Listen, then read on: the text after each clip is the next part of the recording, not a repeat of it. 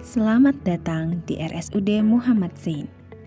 Kami akan memberikan edukasi dan informasi mengenai kebersihan tangan, etika batuk dan bersin, penggunaan masker, manajemen pembuangan limbah, pencegahan risiko jatuh, serta hak dan kewajiban pasien dan keluarga.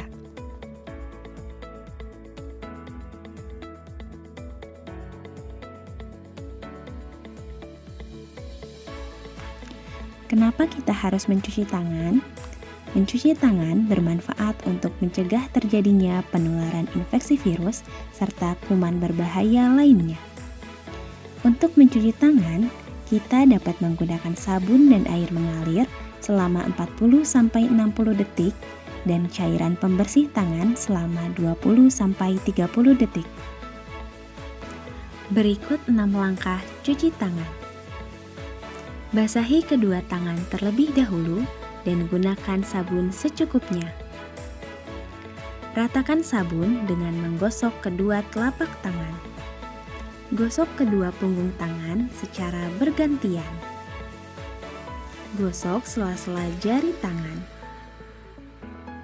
Gosok bagian dalam jari dengan posisi tangan saling mengunci. Gosok dan putar ibu jari secara bergantian. Gosok memutar ujung jari tangan secara bergantian. Bilas dengan air mengalir. Keringkan dengan tisu atau handuk. Kemudian, matikan keran dengan tisu atau handuk yang sudah digunakan.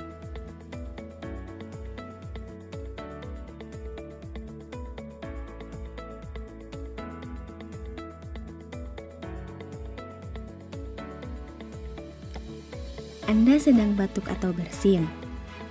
Tahukah Anda bahwa saat ini Anda berpotensi menyebarkan ribuan hingga jutaan kuman ke udara? Anda dapat mencegahnya dengan mengikuti etika batuk dan bersin yang benar berikut ini. Saat Anda batuk atau bersin, gunakan tisu atau sapu tangan untuk menutup mulut dan hidung. Jika tidak ada tisu atau sapu tangan, gunakan lengan bagian dalam. Gunakan masker selama Anda batuk atau bersin. Buanglah tisu setelah digunakan ke dalam tempat sampah. Cuci tangan Anda setelah batuk atau bersin dengan sabun dan air mengalir atau dengan cairan berbasis alkohol. Jangan membuang ludah atau dahak di sembarang tempat. Dengan menjalankan etika batuk dan bersin ini, maka Anda membantu mengurangi infeksi di sekitar kita.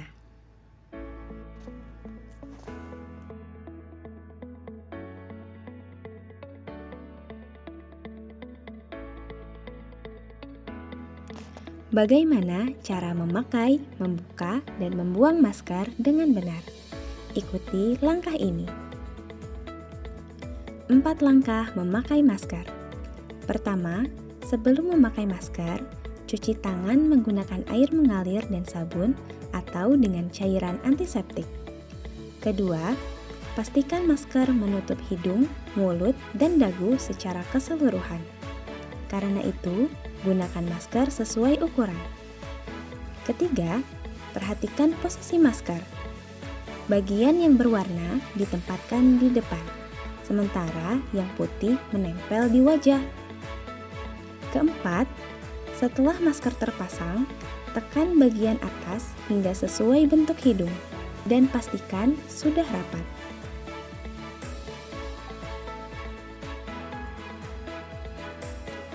Empat langkah membuka dan membuang masker.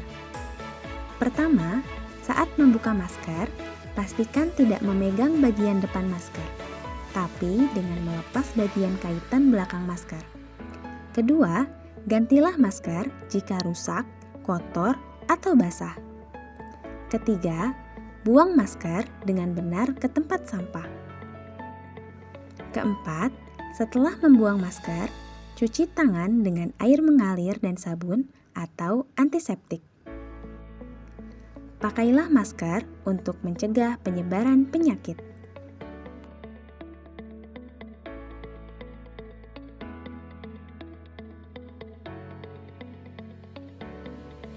Resiko jatuh adalah suatu kondisi pasien yang beresiko untuk jatuh disebabkan oleh faktor lingkungan atau faktor fisiologis yang dapat mengakibatkan cedera. Faktor fisiologis yaitu adanya riwayat jatuh dalam 3 bulan terakhir, lansia dan anak-anak, serta penyakit seperti gangguan keseimbangan, stroke, penyakit kronis, serta gangguan kognitif. Sedangkan faktor lingkungan, contohnya adalah ruangan yang berantakan, lantai yang licin, serta kurangnya pencahayaan. Faktor lain yang juga berpengaruh adalah reaksi obat seperti obat bius, obat penurun tekanan darah, obat diabetes, obat penenang, serta obat-obatan lainnya. Lalu, bagaimana cara mencegah jatuh? Dekatkan bel kepada pasien. Pasang pagar pengaman tempat tidur. Rendahkan tinggi tempat tidur.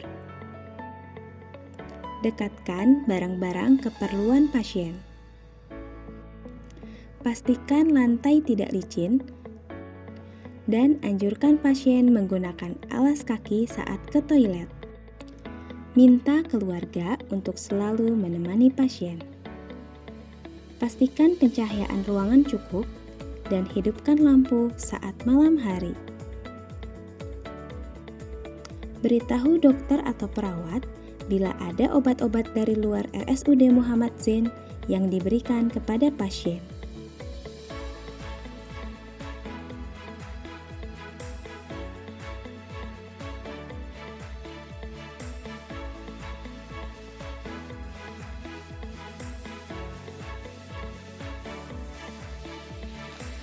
Sampah infeksius adalah materi yang terkena darah atau cairan tubuh pasien yang berpotensi menimbulkan infeksi. Contohnya seperti sarung tangan habis pakai, masker, popok yang terkena darah, kantong darah, poli kateter, serta perban habis pakai.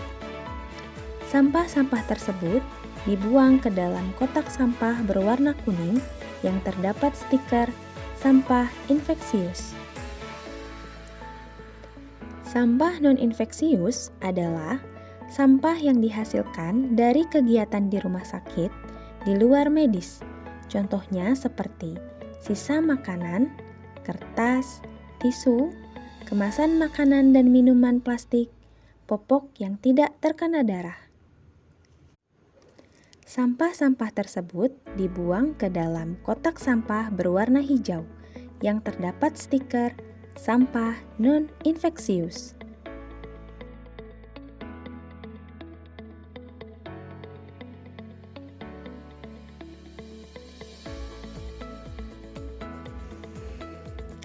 Hak pasien dan keluarga pasien. Memperoleh informasi mengenai tata tertib dan peraturan yang berlaku di rumah sakit. Memperoleh informasi tentang hak dan kewajiban pasien. Memperoleh layanan yang manusiawi, adil, jujur, dan tanpa diskriminasi. Memperoleh layanan kesehatan yang bermutu sesuai dengan standar profesi dan standar prosedur operasional. Memperoleh layanan yang efektif dan efisien sehingga pasien terhindar dari kerugian fisik dan materi. Mengajukan pengaduan atas kualitas pelayanan yang didapatkan. Memilih dokter dan kelas perawatan sesuai dengan keinginannya dan peraturan yang berlaku di rumah sakit.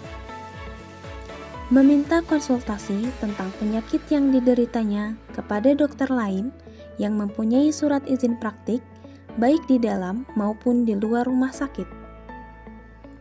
Mendapatkan privasi dan kerahasiaan penyakit yang diderita, termasuk data-data medisnya. Mendapat informasi yang meliputi diagnosis dan tata cara tindakan medis, tujuan tindakan medis, alternatif tindakan, risiko dan komplikasi yang mungkin terjadi dan prognosis terhadap tindakan yang dilakukan, serta perkiraan biaya pengobatan. Memberikan persetujuan atau menolak atas tindakan yang akan dilakukan oleh tenaga kesehatan terhadap penyakit yang dideritanya. Didampingi keluarganya dalam keadaan kritis. Menjalankan ibadah sesuai agama atau kepercayaan yang dianutnya selama hal itu tidak mengganggu pasien lain. Memperoleh keamanan dan keselamatan dirinya selama dalam perawatan di rumah sakit. Mengajukan usul, saran, perbaikan atas perlakuan rumah sakit terhadap dirinya. Menolak pelayanan bimbingan rohani yang tidak sesuai dengan agama dan kepercayaan yang dianutnya. Menggugat dan atau menuntut rumah sakit apabila rumah sakit diduga memberikan pelayanan yang tidak sesuai dengan standar baik secara perdata ataupun pidana. Mengeluhkan pelayanan rumah sakit yang tidak sesuai dengan standar pelayanan melalui media cetak dan elektronik sesuai dengan ketentuan.